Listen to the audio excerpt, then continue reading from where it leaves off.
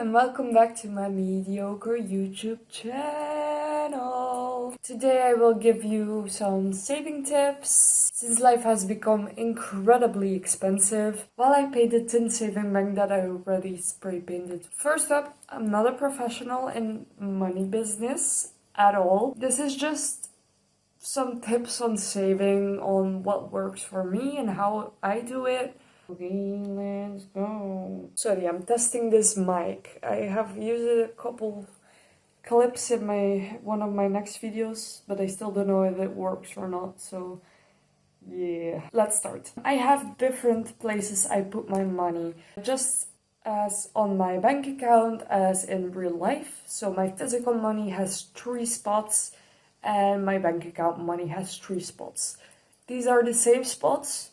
And I can transfer the money to physical and to online as I want. I just keep them in the same piles. So pile 1 is travel money. Pile 2 is big things like a car and a house. Things that usually take loans, maybe a washing machine if yours break down or whatever. The third one is for spending money. So the third one I can also save a bit on, but if there's something I like, I'm gonna put that in the saving pile so I can get it. So that is like more specific stuff, or like if I'm thirsty somewhere, I can buy drinks with that money, not from the other pile. It's very, very rarely that I take from another pile. It happens because sometimes you're short of money, but very rarely, and I'll always put it back. Because I know some people that are like, I'm gonna take from this pile, and then they don't put it back. So that doesn't work. So mind you, I still live with my parents. I don't have a lot of more piles because I don't need them. My bills are still not very much, like my phone bill, my insurance and stuff, like those are kept pretty low, so I can afford those with my spending money. Just as soon as I get my money, I pay all my bills for that month, and then what I have left I put into the piles. Also for eating and stuff, I have a meal check from my work that they put money onto every day I work, so I can just get meals with my separate card. If you live alone, you definitely will need a pile for like food or groceries or big bills that you need to pay, so keep that in mind. I still live at home, so I only need 3 piles, but you could add more piles on what you spend your money on. Because of the piles, I can easily know if I have enough money for a trip without touching my big savings, and can add money from my spending if I don't have enough. So if necessary, I can take some from my spending pile and put them with the travel pile. Or I can spend my spending money without feeling guilty that I won't have enough for a trip that I wanted to go on. And I can pay my monthly bills without worrying that I won't have enough. Okay, I'll explain to you how I divide my money over these 3 piles. I started doing this when I was like 14 or 15 years old. Sorry if I'm looking to the side, I wrote down some points so I can remember. And so it makes a bit of sense, because I don't know if it's gonna make sense. So I started doing this when I was about 14 to 15 years old, because I realized how expensive life is. I'll explain with small amounts right now, so you kind of get how it goes. Of course, it has changed over the years, because I have different amounts of money right now, but back in the day I used to get just a little bit of pocket money or like birthday money and all that jazz. So let's say it was my birthday and my grandparents gave me 20 euros.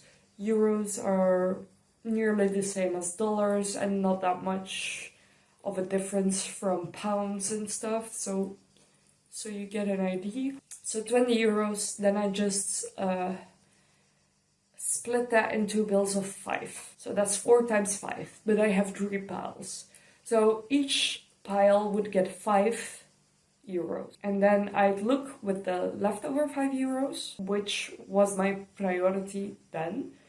So if I wanted a concert ticket or something, I would put that extra 5 into the spending pile. If I was gonna go on a trip, I would put that 5 with the trip pile. If I didn't really have one of those things, I would put it with the big things pile. So with savings for a house or a car. So that made sense to me. You can also do this in bigger amounts and divide by tens or hundreds. Whatever works for you. It's just very handy that you have a couple of piles that you know where your money goes to and that you don't take from the other piles if not necessary. It can happen, it can always happen, obviously, that something breaks and you need to replace something or whatever. That can always happen, but try not to. Or if you do, put it back whenever you can. Right now I put more into the big things pile because I really want a house and I own a lot more money right now. So if I work, I get more money than like $5 a week, you know. So yeah, let's explain it with a number that you cannot split into fives. So let's say that back in the day I got 12 euros and 20 cents. I'd automatically put a 5 into the big things and a 5 into the travel. And then I would put a 2 and 20 cents into the spending pile. So if I did that a couple of times, my spending pile would get bigger and I could buy something for myself. Back in the day, that used to be like a little pet shop or whatever, like a toy I wanted. Right now, it's definitely concert tickets or anything. Or go have a drink with that money. You know what I mean. I hope you know what I mean. I hope it's clear. I'm trying my best to explain it. I know I'm not that good at explaining things, but I'm trying because I find this system really helpful, but I know some people might not find it helpful. Nowadays, I use my piles differently. I look each month what is my priority for that month. So now I divide in tens, 50s or hundreds, depending on my salary and how much I have to spend on bills and stuff, or how much I need to pay back. Because right now I'm in Croatia and my parents already paid, but I was gonna pay my bit, so I still have some money I need to give to them for this trip. So yeah, that will be going off this month's money. You feel me? And then I divide the leftover. I hope this explains it a little bit. I'm trying my best to explain it. This video is definitely not filmed with rules that you have to follow, but I thought it might be a bit of a guideline for some of you, because I know that money management isn't taught in schools, and if you have a difficult youth and your parents don't or couldn't teach you back in the day, or you were very wealthy at one point and now you're not so much anymore because of some unknown reason, it can be really hard to know how to manage your own money and like keep track on how much you spend. I think it's really important that you always have some money for the things you have to pay.